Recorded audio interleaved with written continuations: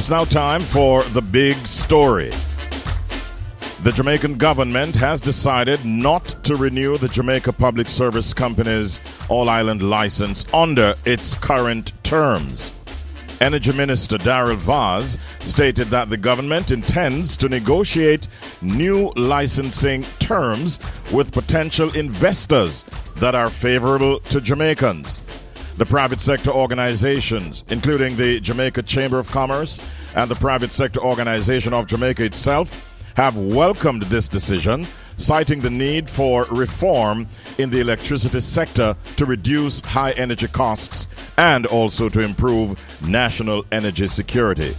This morning we'll be speaking first with the Minister of Energy, Daryl, and immediately thereafter, the opposition spokesman on energy, Philip Paulwell, will join us as well. But right now we have the Minister with us. Morning, Mr. Vaz. How are you today? Morning to you, Richard. Morning to your listeners. Good to have you here at this early hour, Minister.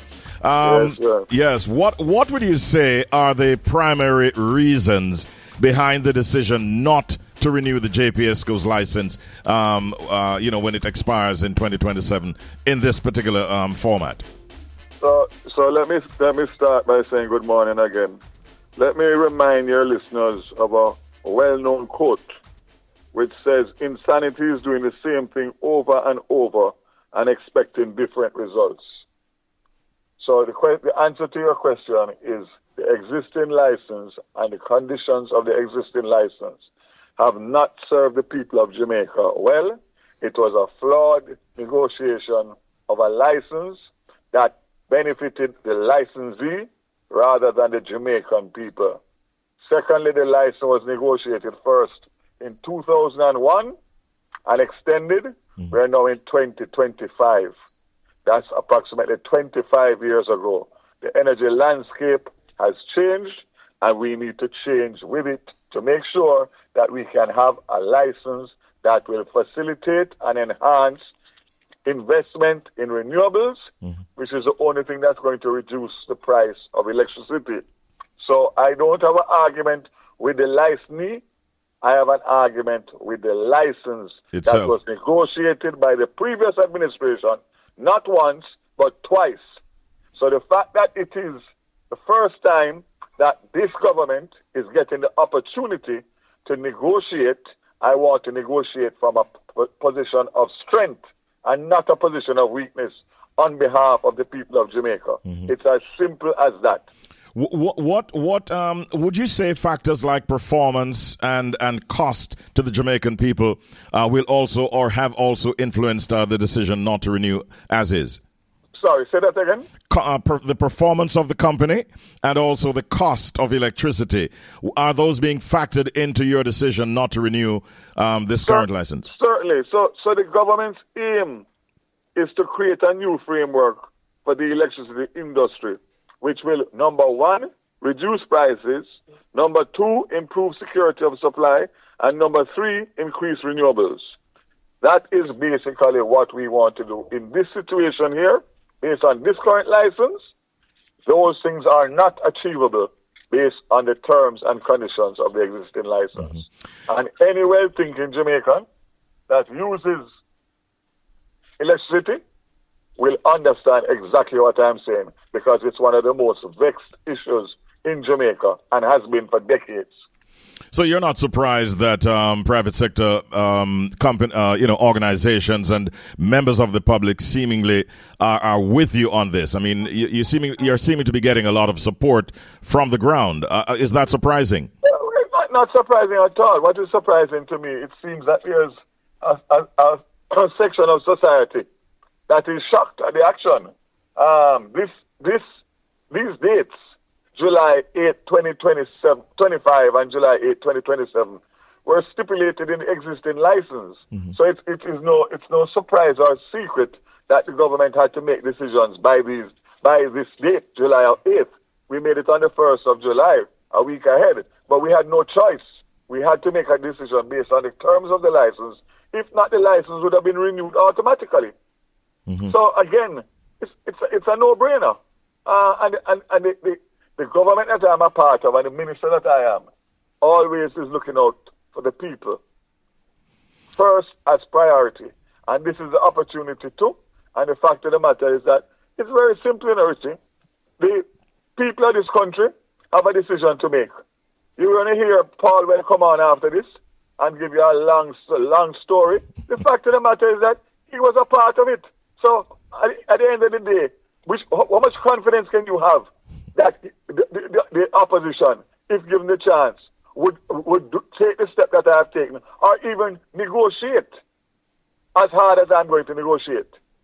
As I say, everything happens in its own time, and this is now the time that this administration has gotten for the first time, and I am going to make sure that we negotiate something that is beneficial to Jamaica, not for today, not for tomorrow, but for years and decades and generations to come.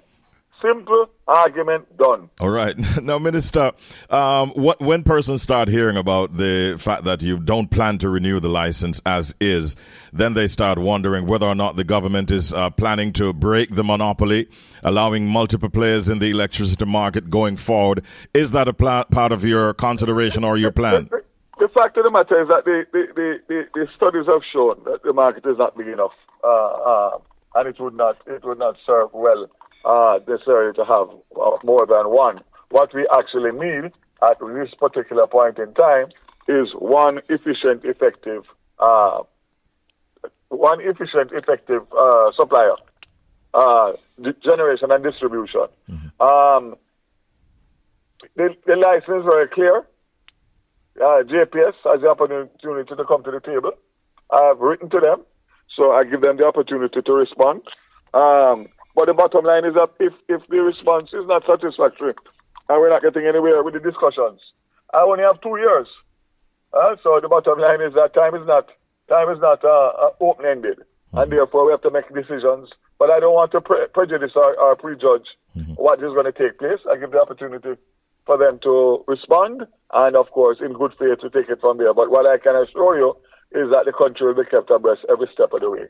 So as it is today, the 2nd of July, would you say that the government has not already entered into discussions with any potential investors or No, absolutely not, because we obviously there are always unsolicited proposals that come to government in different sectors and areas, but we have not actively gone out there at all, because that would be preemptive. That would be premature. The license is very clear in stipulation as to how the process must go, and we are going to follow that to the letter. And as I said before, the fact of the matter is that the country will be kept abreast, and the fact of the matter is that we will consult and continue to consult.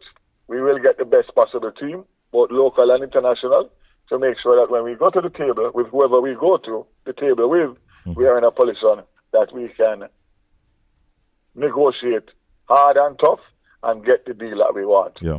The deal that was done before, as I said before, is absolutely flawed. And the people have felt it and paid for it over the last 25 years. Right? So the bottom line is, again,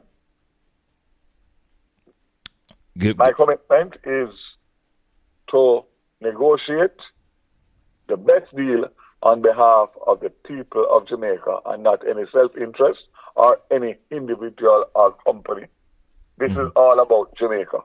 Can the public, and the Jamaican public that is, depend on this government for certain safeguards that would be put in place in whatever license you're going to be issuing that would not lead to high electricity costs or poor customer service, for instance? Are those some of the considerations? 100%. And I can tell you that the license is still in place for 2 years, and the JPS is obligated to provide the service and continue the service without interruption.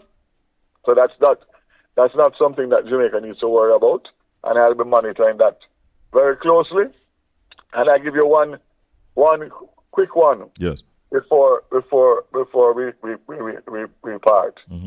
There's a emergency fund that the OUR oversees for the electricity sector. Emergency Disaster Fund. Yes. It is funded by the bills that are paid every month by the customers of JPS. It currently has, it's for disasters like Berry last year. Mm-hmm. It currently has about 53 million US dollars. JPS has made a claim for 26 million US dollars for Beryl. And the fund does not allow, despite the fact that the customers of JPS is who funds that fund out of their bill every month.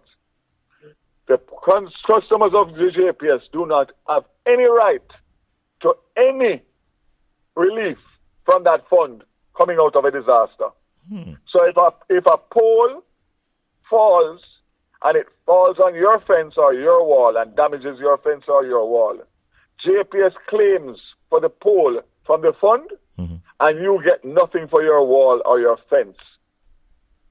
Can I explain it any better to you as to how flawed that the customers pay for a disaster fund, and the only persons that benefit from it is the licensee?